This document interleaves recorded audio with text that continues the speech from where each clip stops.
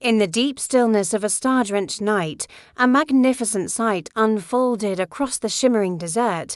3 kings, Melchior, Gaspar, and Balthazar, travelled on camels. Their path illuminated not by the moon, but by a single, impossibly bright star that blazed in the heavens. Their caravan was a river of splendor, laden with treasures of gold, frankincense, and myrrh, each item a testament to their royal status and the gravity of their journey. They were heading toward a small town called Bethlehem, guided by a prophecy that pulsed in their very veins. The child they sought was no ordinary infant. He was destined to be a king unlike any the world had ever known. As they drew closer to their destination, the air grew crisp, and a sense of profound anticipation settled over them. The brilliant star led them not to a palace of stone and marble, but to a humble, sagging stable. Its worn roof seemed to glow, bathed in the soft, ethereal light of the approaching dawn. Peering inside, they saw a scene of simple yet breathtaking beauty. A young woman, Mary, held a newborn baby, her eyes filled with a soft, maternal love. Beside her knelt a man, Joseph, his expression a mixture of profound awe and quiet, protective duty. The kings dismounted, their rich silk robes sweeping through the dust of the stable floor. With deep reverence, they bowed before the child. Melchior, his beard as white as silver and his face etched with wisdom, was the first to speak. His voice was steady, yet filled with emotion. "We have travelled far," he said, "to bring gifts for the King of Kings." He presented his offering, a chest of pure gold, its weight symbolizing the power and authority of earthly empires, a fitting tribute for a monarch. Next came Gaspar, a man with eyes as dark and gleaming as polished obsidian. He carefully unwrapped his gift, a bundle of frankincense. As he opened it, a fragrant, resinous scent curled into the air, filling the humble stable with an aroma reserved for sacred temples and holy rituals. For divine worship, Gaspar proclaimed, his words carrying the weight of ancient rites. As if the heavens themselves were listening, his gift acknowledged the child's divine nature, a bridge between the mortal and the celestial. Finally, Balthazar stepped forward. His skin was kissed by the suns of a distant land, and his movements were filled with a quiet grace. He presented his gift, a casket of myrrh. Its scent was bittersweet, a complex fragrance that spoke of both anointing and embalming, of life and of sacrifice. For suffering, Balthazar murmured, his gaze falling upon the infant's tiny, perfect hands, already seemingly marked by a future fate he could not yet comprehend. It was a gift that acknowledged the hardship and sacrifice that would be part of this kingless journey.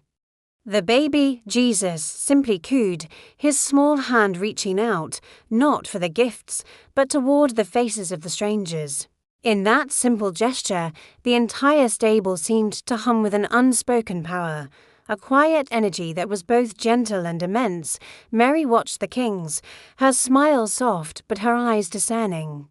Carefully gauging the intent behind their grand offerings, Joseph, ever the protector, rose slowly to his feet, his sturdy staff in hand.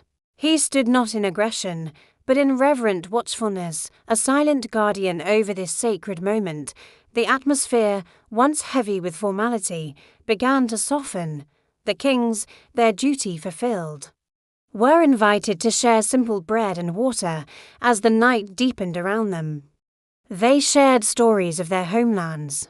Melchior spoke of the opulent courts of Persia, of political intrigue and scholarly pursuits. Gaspar painted vivid pictures of India's dense, mysterious jungles, of exotic animals and ancient philosophies.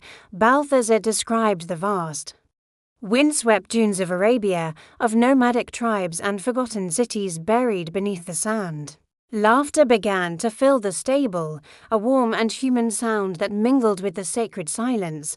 The barriers of language and culture melted away, replaced by a shared sense of wonder. Outside, the star that had guided them seemed to pulse with a renewed intensity. a silent signal that their time here was ending and their journey home must soon begin. As they prepared to depart, a gentle wind swept through the stable, carrying the lingering scents of frankincense and myrrh out into the desert night as he mounted his camel. Balthazar paused one last time, looking back at the peaceful scene. He whispered into the breeze. His words meant only for the child.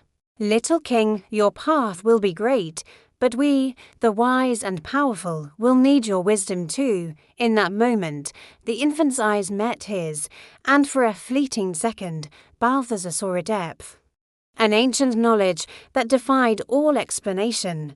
Then a gust of wind swirled the dust, and the stable seemed to vanish from view, shielded by the desert night. The great star above them began to dim, its purpose fulfilled. But as the three kings turned their camels toward their distant homes, a new light burned within their hearts. They had come seeking a king, and they had found him, not in a palace, but in a manger. They had offered him treasures of the earth, but they left with a treasure far greater, a profound and unshakable change within their own souls. The encounter had altered the very course of their lives, leaving an indelible mark that would burn brightly for all their remaining days. Thank you so much for watching. If you enjoyed this story, please consider liking this video and subscribing to our channel for more content like this. We'll see you in the next one.